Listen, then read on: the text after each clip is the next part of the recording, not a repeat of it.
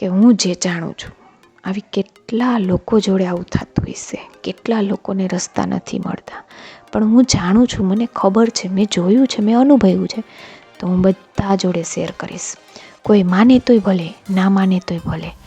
એક વ્યક્તિ માનશે ને, એક માણસનું જીવન બદલ્યું ને, તો હું તો આખો જન્મારો જીવી ગઈ કહેવાઈશ. હલો, જય શ્રી કૃષ્ણ ફ્રેન્ડ્સ. હું છું રાધા આહિર. હું મારા ચેનલ ઉપર તમારું માઇન્ડ કેવી રીતના રિપ્રોગ્રામ કરી અને તમારી વાઇલ્ડેસ્ટ ઈચ્છાઓ જે છે, જે અઘરી ઈચ્છાઓ છે, તમને એમ થાય છે કે આ પૂરી જ ન થઈ શકે એવા સપનાઓ છે, એને પૂરી કરવામાં તમારી મદદ કરું છું અને સમજાવું છું કે દરેક વસ્તુ પોસિબલ છે. ખાલી આપણા મગજના, માઇન્ડના ઉપયોગથી, આપણા સબકોન્શિયસ માઇન્ડના ઉપયોગથી. અને અમુક લો છે દુનિયાના, અમુક નિયમો છે આ બ્રહ્માંડના, એ નિયમો સમજાવું છું, જેનો ઉપયોગ કરી અને તમે તમારા જીવનને સુંદર બનાવી શકો, તમારી દરેક ઈચ્છાઓને પૂરી કરી શકો. તો આજે વિડીયો એટલા એમ છે કે વિષય એવો છે કે હું કલ્પના કરવામાં ખૂબ જ માનું છું કે તમે કલ્પના કરો ને એ સાચી થાય ને થાય.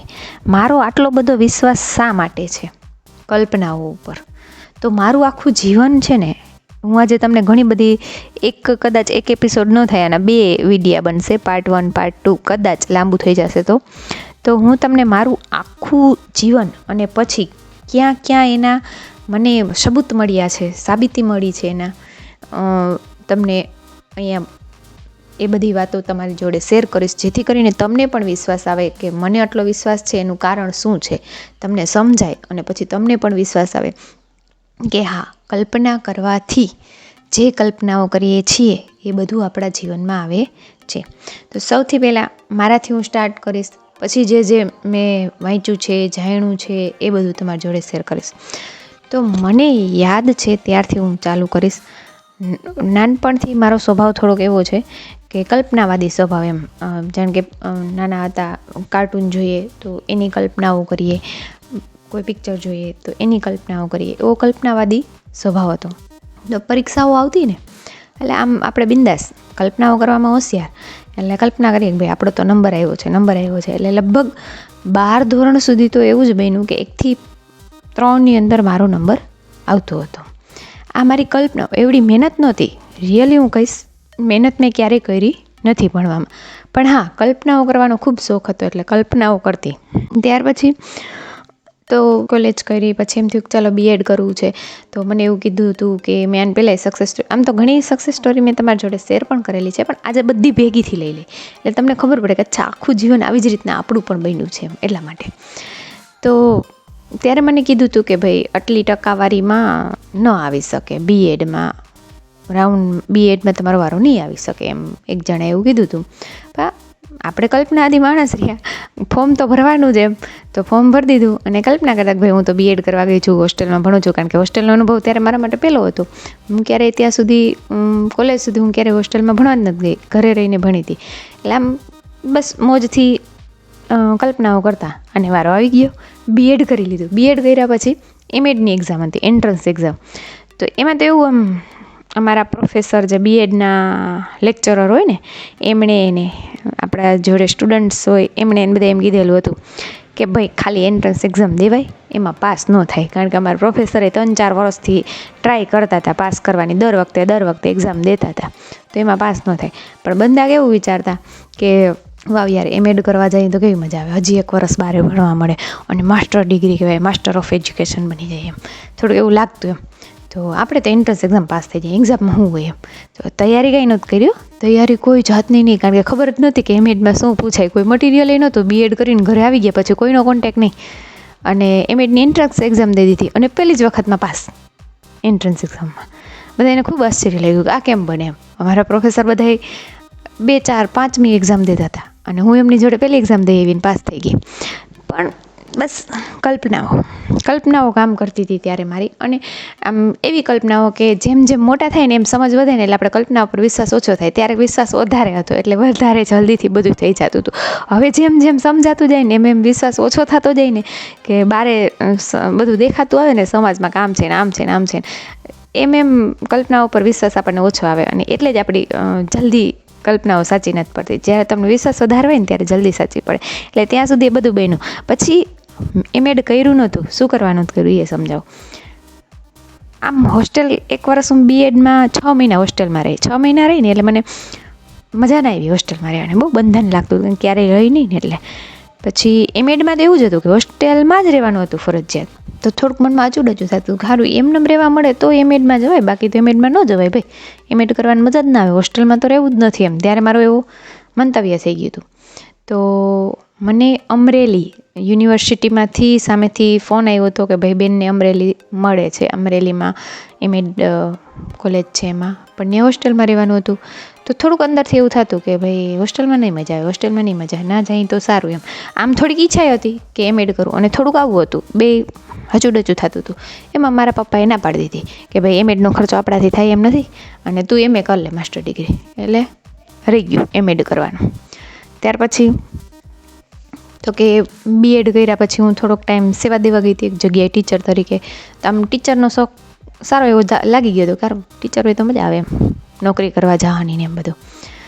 તો બરાબર ત્યારે ભરતી આવી અને સ્પેશિયલ ઇંગ્લિશવાળાને લેવાના હતા, એમાં સ્પેશિયલ ઇંગ્લિશ હતું મારું, એટલે મને મળ્યું કચ્છમાં, ટકાવારી પ્રમાણે મને કચ્છમાં મળી ગયું, ટીચર બની ગઈ. બરાબર. પછી કચ્છમાં મજા ના આવી એનું કારણ હું ને મારા દાદી બે એકલા જ, પછી થોડોક ટાઈમ તો સાવ એકલું રહેવું પડ્યું હતું.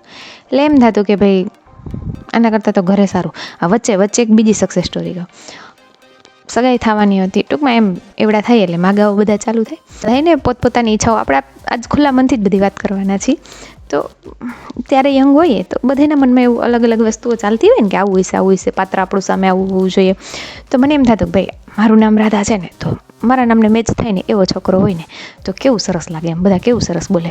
એટલે સામે જે છોકરો મળ્યો એનું નામ હતું ગોવિંદ, રાધા ને ગોવિંદ, બે મેચ થઈ ગયું.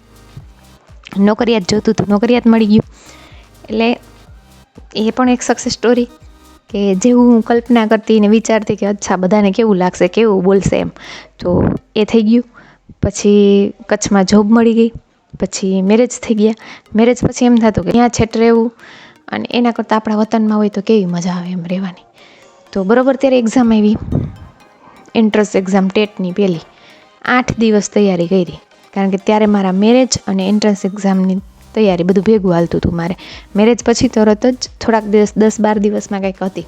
પણ કલ્પનાવાદી તો ખરા જ, હું ખૂબ કલ્પનાવાદી. એટલે હું એમ જ માનતી કે ભાઈ એમાં શું હોય. પહેલી એમએડની એન્ટ્રન્સ એક્ઝામ દીધી હતી, અને પહેલી જ કોમ્પિટિટિવ એક્ઝામ હતી મારી જે મેં દીધી. અત્યાર સુધીમાં બીજી એકઈ દીધી નહોતી.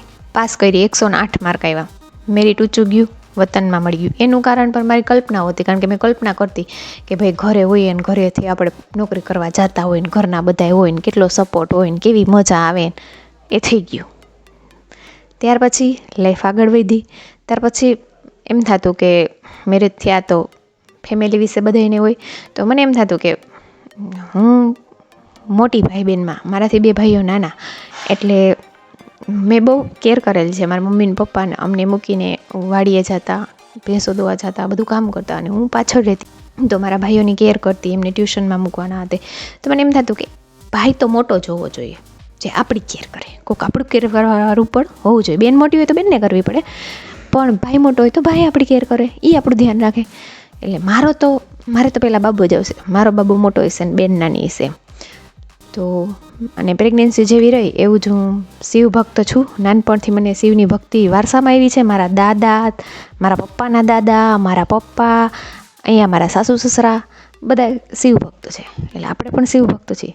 તો જ્યારથી પ્રેગ્નન્સી રહી ત્યારથી દરરોજ મંદિરે સવારમાં ઉઠી બ્રશ કરી નાહી પાણીએ પછી પીતી. પહેલાં પાછળની ગલીમાં જ મંદિર હતું, મંદિરમાં જાતી ખુલ્લા પગે, ત્યાં જઈને એક પ્રદક્ષિણા કરવાની, ડંકો વગાડવાનો, પગે લાગવાનું, પ્રદક્ષિણા કરવાની, અને એક વાત કરવાની, થેન્ક યુ, મને ખબર છે કે મને બાબો છે, આટલી જ હું કહેતી ભગવાનને, અને નમસ્કાર કરીને હાલી આવતી. આ મેં 7 મહિના સસરાના ઘરેથી, અને ત્યાં જ મારું પિયર હતું, એટલે ત્યાંથી પણ આ કામ જ્યાં સુધી થયું ત્યાં સુધી ચાલુ રાખ્યું. પૂરેપૂરા 9 મહિનાનું જ ચાલુ રાખ્યું. પણ જ્યાં સુધી, પછી તો આપણી પ્રેગ્નન્સીની થોડીક લિમિટ હોય, આવું જવું બારે બધું, તો જ્યાં સુધી થયું ત્યાં સુધી આ વસ્તુ કરી. રેગ્યુલર એક જ કામ, સવારમાં ઉઠીને એક જ કામ કરવાનું, બરાબર. અને ઘણી કલ્પનાઓ કરી હતી કે મારું ફેમિલી આવું. અને હા જો એક હું એ વચ્ચે વચ્ચે કલ્પના કરતી, કારણ કે હું મારા મમ્મી પપ્પા જોડે રહી, મારા કાકા કાકી જોડે રહી, નાનપણથી મારા દાદા અને દાદી જોડે રહી. મને એમ થતું કે આપણી જોડે આપણા સાસુ સસરા હોય તો કેવી મજા આવે એમ. ટૂંકમાં એવું ક્યારેય નહોતું વિચાર્યું કે હું મારો હસબન્ડ એમ સિંગલ રહી. તો મને એ જ આવ્યું છે કે મારા સાસુ સસરા સગાઈ થઈ ત્યારે વાત રાખી હતી કે સાસુ સસરા તો ભેગા જ રહેશે. મારી કલ્પનાઓ હતી એટલે એ થવાનું જ હતું. એટલે મારા સાસુ સસરા મારા ભેગા આવ્યા, કારણ કે હું એ જ રીતે વિચારતી હતી કે ફેમિલી પૂરું જ હોય એમ, આમ જ હોય એમ. કારણ કે એવું જોયું છે, નાનપણથી અમે ઘરે એવું જોયું છે એટલે એવું વિચારતા. તો સાસુ સસરા મારા જોડે રહે છે. પછી બાબાનો જન્મ થયો, ભગવાનના આશીર્વાદથી પેલો બાબો આવ્યો મારે ઘરે, એ પણ મારી કલ્પના પૂરી થઈ. પછી એમ હતું કે બસ અહીંયા દૂર દૂર ઘણી નોકરી કરી, હવે 2 જણા ભેગા થઈ જાય, ઘરનું બધું થઈ જાય તો સારું, દોડાદોડી ઓછી થાય. તો 1 મહિનો કન્ટિન્યુ વિઝ્યુલાઇઝ કર્યું હતું કે મારી જોબ જામનગરમાં, ટૂંકમાં હું જ્યાં કરું છું ત્યાંથી મારે જ્યાં જોઈએ છે ત્યાં મને મળી ગઈ છે.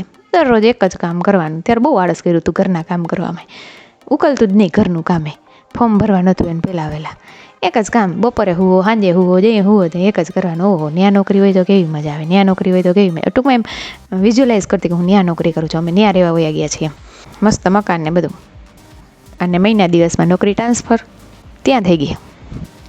જ્યાં જતી હતી ત્યાં જેવું મકાન વિઝ્યુલાઇઝ કરતી હતી એવું જ મકાન અમે ભાડે રાખ્યું. આખી લાઈફમાં વિઝ્યુલાઇઝેશન કેટલું કામ કરે છે જો તમે વિચાર કરો. આવી જ રીતના નેગેટિવ પણ થતું હોય છે. આપણે તો ખાલી પોઝિટિવ વિઝ્યુલાઇઝેશન જ બધા આજે લેવાના છીએ. અને એ જસ્ટ મારી લાઈફના. પછી બીજો પાર્ટ એવો આવશે જેમાં હું તમને સમજાવીશ કે કેટલી જગ્યાએ આની સાબિતી મળેલી છે મને કે ભાઈ આ સાચું છે. તો જોબ મળી ગઈ, એ જગ્યાએ રહેવા વયા ગયા. પછી તો કે હવે નેક્સ્ટ બેબી જોતું હતું, કારણ કે હંમેશા વિઝ્યુલાઇઝેશનમાં મારો પરિવાર, હું, મારા સાસુ સસરા, મારા હસબન્ડ અને મારા બાબો અને મારા બેબી, આવું મેં વિઝ્યુલાઇઝ કર્યું હતું. એટલે એક અંદરથી ઈચ્છા હતી કે બેબી તો હોવી જ જોઈએ, બેબી તો હોવી જ જોઈએ. એમાં ઘણા બધા પ્રશ્ન થતા હતા, ઘણા બધા મને પ્રશ્ન કર્યો કે બેબી ન હોય તો. અને એટલા કોન્ફિડન્ટલી મેં બધા જોડે શરત મારી હતી કે મારે તો બેબી જ આવશે. અને ખરેખર ભગવાનની દયાથી મારી ઘરે માતાજીનો જન્મ થયો, લક્ષ્મીજીનો. એટલે મારો પરિવાર કમ્પ્લીટ થઈ ગયો. જે મારી ઈચ્છા હતી એ રીતે મારો પરિવાર આખો કમ્પ્લીટ થઈ ગયો. મારી વિઝ્યુલાઇઝેશન પૂરી થઈ. ત્યાર પછી તો કે હવે ચાલુ થતું હતું મકાન, ઘરનું મકાન, ઘર. ત્યારે પણ આમ બધાને ઘરના એક નાનું સારું એવું મકાન થઈ જાય તો સારું. પણ બંધાની એક વિઝ્યુલાઇઝેશન હતી કે એક બંગલો જોયો હતો, બરાબર, 2017માં એવો બંગલો આપણે બનાવવાનો છે. એટલે નાના ઘણા બધા મકાન જોયા. 2 વર્ષ સુધી માથાકૂટ હાલી, 1-1.5 વર્ષ, આમ તો 2 વર્ષ પૂરા નહોતા થયા. પછી પ્લોટ લઈ લીધો અને જેવું જોતું હતું, જેવો બંગલો જોયો તેવો બંગલો બનાવ્યો. આ પણ મારી સક્સેસ થઈ. ત્યાર પછી જે જગ્યાએ નોકરીમાં હું ઓવર સેટઅપમાં હતી, ખરેખર એ મેં જ્યારે જિલ્લો બદલાવાનો હતો, તાલુકો બદલાવાનો હતો, ત્યારે જે મેં જગ્યાએ નોકરી જોઈતી એવી જગ્યા મને નહોતી મળી. એટલે હું ત્યાં ઓવર સેટઅપમાં આવી. ઓવર સેટઅપમાંથી જે જગ્યાએ જોતી હતી, કારણ કે મારી ઈચ્છા એવી હતી કે સિટીમાં મારે નોકરી જ નહોતી જોતી, મારે ગામડા જેવું હોય ને ત્યાં નોકરી જોતી. ત્યાં નોકરી કરવાની એક મજા છે. ગામડાના બાળકોની માયા, ત્યાંના લોકોની માયા, ત્યાંનું વાતાવરણ એ બધું અલગ હોય એમ સિટી કરતાં. હું સિટીમાં થોડાક મહિના નોકરી કરી, 6-8 મહિના. ઓવર સેટઅપમાં આવી ત્યારે પણ મેં કમ્પ્લીટલી 10થી 12 દિવસ સુધી એક જ વિઝ્યુલાઇઝેશન કર્યું હતું. મને ખબર ન પડતી, કોઈ વસ્તુની ખબર ન પડતી. ક્યાં સુધી મને ખબર નથી પડી, 2016 સુધી મને એ ખબર નહોતી કે આપણી કલ્પના જ સાચી થાય છે. ત્યાં સુધી તો મોજથી જ કલ્પના કરતી કે મજા આવતી. એટલે આ ઘરની માથાકૂટને ભાઈ ઓલું છે ને ટેન્શન કાંઈ ગમતા નહીં. જ્યારે ટેન્શન આવે ને ત્યારે વિઝ્યુલાઇઝ કરવાનું, જ્યારે ટેન્શન આવે ને ત્યારે વિઝ્યુલાઇઝ કરવાનું. આપણે આપણી કલ્પનાઓમાં રહેવાનું. ટૂંકમાં એ મારો સ્વભાવ હતો પહેલેથી. એટલે ત્યાં સુધી તો કાંઈ ખબર જ ના પડતી. પછી 2016માં મેં ધ સિક્રેટ મૂવી જોયું અને એ મગજમાં બેઠું કે અચ્છા આ સાચું છે, આપણે કલ્પનાઓ કરી. પછી તો 2016 પછી તો મેં બહુ સાંભળ્યું એને, રાતે સાંભળતા સૂઈ જતી. મેં ઘણી વખત વાત કરી છે અને એ મારા સબકોન્શિયસ માઇન્ડમાં ઉતરી ગયું હતું. પણ હજી જે ટોટલી નિયમ બધા સમજવાના હતા ને એ હજી નથી સમજાણા મને. ક્યાં સુધી તો કે 2019 સુધી હજી મને કાંઈ ખબર ન પડતી કે ભાઈ આવા કોઈ લો છે, આમ છે. થોડીક એ ખબર પડતી ધ સિક્રેટ મૂવીને લીધે કે આપણે વિચારીએ થાય ને આ લો ઓફ અટ્રેક્શન હોય ને થોડી ઘણી એમ કે કલ્પનાઓ થાય ને, પણ બીજી કંઈ ડિટેલમાં ખબર હતી નહીં. તો 2019માં બસ આપણે 8-12 દિવસ કલ્પના કરી કે હું એક ગાડી લઈને એક જગ્યાએ નોકરી કરવા જાઉં છું. હાઈવે રોડ છે, સાઈડમાં ઝાડવાઓ છે અને એક બાજુથી ઉતરવાનું છે. હું જમણી બાજુ ઉતરવાનું વિચારતી હતી ને હવે મારે ડાબી બાજુ ઉતરવું પડે છે. આટલો જ ફેર. બાકી ટોટલી જે મેં વિચાર્યું હતું એ જ રીતની એ જગ્યા મને મળી. અને સેફ જગ્યા, લાઈફ ટાઈમ માટે સેફ જગ્યા મને મળી છે અને બેસ્ટ જગ્યા છે. ગામડા જેવું જ વાતાવરણ છે. આમ સિટીમાં આવે પણ આમ ગામડાના જેવા લોકો, બધું ગામડું જ છે એક પ્રકારનું. એટલે ટોટલી બધું જ મારી વિઝ્યુઅલાઇઝેશન પ્રમાણે થતું આવતું હતું. આ તો મેં મારી વાત કરી. હવે એક વાત કરી પછી વિડીયોને આરામ દઈએ, લાંબો થઈ જાય છે. સેકન્ડ પાર્ટમાં કાયદેસર જ્યાં જ્યાં પુસ્તકોમાં, ધાર્મિક પુસ્તકોમાં લખેલ છે એ બધું બતાવીશું. કોઈ બીજા માણસના લાઈફમાં જ્યારે મને આવડતું હતું, મને ખબર હતી કે મારી લાઈફ હું આમ બનાવું છું, બરાબર, જે ફેક્ટરમાં મારે કરવાનું હતું હું કામ કરતી હતી. ક્યારે બીજા જોડે શેર નથી કર્યું કે ભાઈ આવું થાય આવું થાય. પણ મારું પર્સનલ એક માણસ ખૂબ દુઃખી, તકલીફમાં, મેન્ટલ જેવું, બરાબર, એની તકલીફ જોવાતી નહોતી મારાથી. એટલે એની પાસે કોઈ ઉપાય નહોતો. હું કવી જ કરવાનું હતું એને. એટલે એને શીખવાડ્યું આ વસ્તુ. જોજો, જેના મગજ ઉપર કંઈ કંટ્રોલ નથી એવા માણસને. અને થોડોક સપોર્ટ વધારે કર્યો તો મેં. દરરોજ વિઝ્યુઅલાઇઝ કરાવતી કે ભાઈ આમ વિઝ્યુઅલાઇઝ કરાય, આ કરાય, આ કરાય, આવું લખાય, આમ કરાય, એમ બહુ સપનાઓ દેખાડ્યા એને મેં.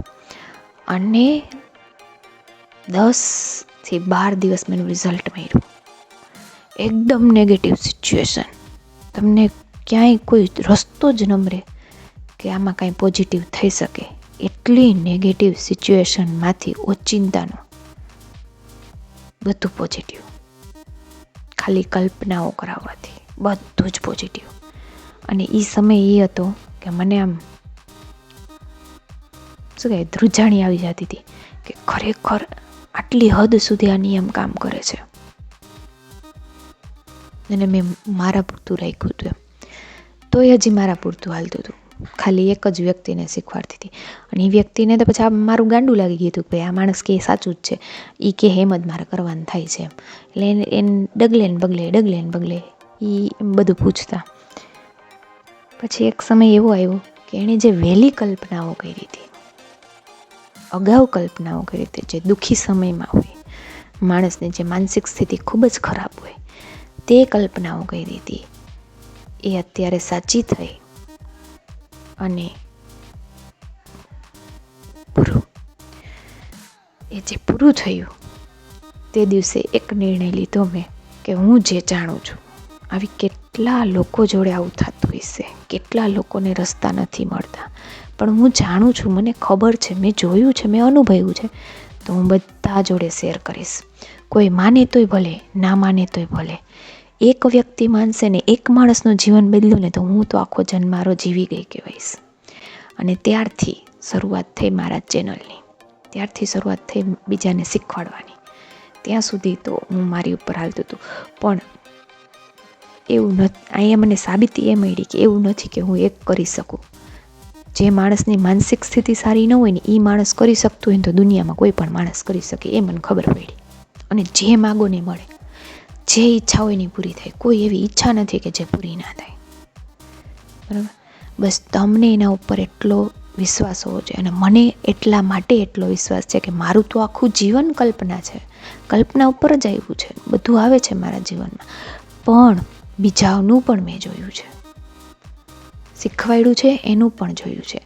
એટલા માટે આટલો વિશ્વાસ છે. અને એટલે જ હું કહું છું કે તમે જ ક્રિએટર છો, તમે જ તમારા ભગવાન છો. અહીંયા એક વસ્તુ યાદ રાખજો મિત્રો, જેમ નિર્વાણ ષટકમમાં મેં આગલા વિડીયોમાં કીધું હતું કે આદિ શંકરાચાર્યજીએ નિર્વાણ ષટકમમાં કીધું છે કે શિવોહમ શિવોહમ શિવોહમ, મતલબ હું જ શિવ છું, હું જ શિવ છું, હું જ શિવ છું, મતલબ હું જ કરતા છું મારા જીવનનું. તમે બીજા ઉપર, બીજાના જીવનમાં સુખ જોવો તો એ માણસ સુખી થાય, પણ બીજા ઉપર તમે બીજું કાંઈ ન કરી શકો. પાછું એમ કહી દે કે તમે જ શિવ છો, તમે જ શિવ છો, તો અમુક માણસો ઊંધું લે એને કે હું તો બીજાનું કંઈક કરી નાખું. ના, જ્યારે તમે કોકનું ખરાબ કરશો ત્યારે તમારું પહેલાં ખરાબ થશે, યાદ રાખજો. કારણ કે તમારી અંદર જો પરમ તત્વ હોય તો પરમ તત્વનો એક ગુણ છે કે બધાને આનંદિત રાખે, એ કોઈ દિવસ કોઈને દુઃખી ન કરે. એ ગુણ પણ આપણી અંદર આવે. પરમ તત્વ હોય આપણી અંદર, તો એ ગુણ હોય આપણી અંદર. આપણે કોઈનું ખરાબ ન કરી શકીએ ક્યારેય, કોકનું સારું જ કરી શકીએ. આની એક સાબિતી બીજી જગ્યાએ છે. જેમ શિવોહમ આમણે લખ્યું છે એમ ઉપનિષદોમાં છે અહમ બ્રહ્માસ્મિ, હું પરબ્રહ્મ છું. ઉપનિષદોમાં લખેલું છે, હું નથી કહેતી. કોઈ વસ્તુ હું મારી નથી કહેતી. ક્યાંય લખેલું, ક્યાંય સાબિત થયેલું છે એ જ હું કહું છું. અને એનો અનુભવ મેં જીવનમાં જોયો છે એ હું તમને કહું છું. એમનેમ પણ નથી કહેતી, અનુભવ કરીને કહું છું. તો એમાં પણ ઉપનિષદોમાં પણ લખેલું છે અહમ બ્રહ્માસ્મિ, હું જ બ્રહ્મ છું, પરબ્રહ્મ છું. મતલબ હું જ શિવ છું કે હું જ બ્રહ્મ છું, બધું એક જ થયું. શિવને આપણે પરબ્રહ્મ જ માનીએ છીએ. ગીતાજીમાં કીધેલું છે, ભગવાને, હું દર વખતે કહું છું, ગીતાજીમાં કીધેલું છે કે હું દરેક જીવની અંદર વસેલો છું, સૃષ્ટિના કણે કણમાં વસેલો છું. તો મતલબ એ તમારામાંય છે, મારામાંય છે. તો જો એ મારામાં હોય તો મારી અંદર પાવર ન હોય મારા સપના સાચા કરવાના. અને તમે માનો કે ન માનો, તમારી ઈચ્છાઓ છે ને, તમારું એ પરમ તત્વ પરબ્રહ્મ, તમારો જીવાત્મા છે ને, એ તમને આપે છે. એને ખબર છે કે તમે શું કરવા આવ્યા છો, એને ખબર છે કે તમે શું કરી શકો છો, એટલે તમને ઈચ્છાઓ આપે છે. પણ તમે બહારની દુનિયા જોઈ અને તમારી ઈચ્છાઓને છોડી દો છો, અને એટલે તમારી ઈચ્છાઓ પૂરી નથી થતી. અથવા તો તમે એમાં હર્ડલ્સ ઊભા કરો છો, તમે અડચણો ઊભી કરો છો. આવું ન થાય, આમ ન થાય, આમ ન, અઘરું છે, ખૂબ મહેનત કરવી પડે, એ બધું વિચારી અને તમે તમારી ઈચ્છાઓને પૂરી થતી અટકાવો છો. તમે જ અટકાવો છો. એક જ માત્ર માણસ છે એ તમે પોતે છો જે તમારી ઈચ્છા પૂરી નથી થવા દેતું. બાકી તમે એન્જોય કરતાં કલ્પનાઓ કરો, તમારા જીવનને કલ્પનાઓમાં વધારે રહ્યો. જેવું જીવન જોઈએ છે એવી કલ્પનાઓ કરો.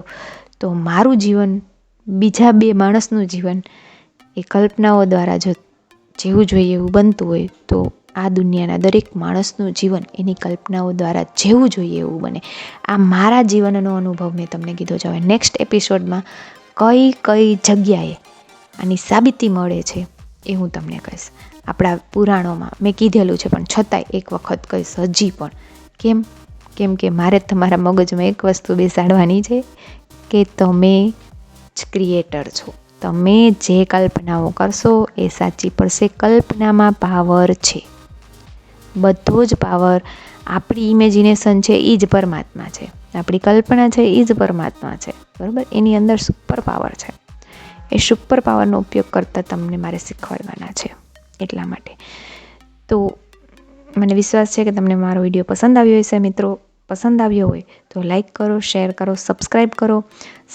નવા હો તો સબસ્ક્રાઈબ જરૂર કરો. અને મિત્રો, એક વિડીયો આની પહેલાંનો છે જે ડિસ્ક્રિપ્શનમાં એક લિંક નાખવામાં આવશે. એ વિડીયો છે તમારા સંબંધોને તમે કેવી રીતના બહુ ડિટેલમાં સમજાવેલું છે, તો એ જરૂર સાંભળજો. એકને એક વિડીયો 2-4 વાર સાંભળો, જેથી કરીને તમારા મગજમાં સરસ રીતે બેસે અને તમે એનું પાલન કરી શકો. અને યાદ રાખો, don't be just listener, be a doer. ખાલી સાંભળનારા ન બનો, કરનારા બનો. જે વસ્તુ હું અહીંયા સમજાવું છું એને તમારા જીવનમાં ઉતારો, જાણો કે આ સાચું છે ખોટું છે, ટેસ્ટ કરો, બરાબર? અને પછી તમારા જીવનને બનાવો. Thank you.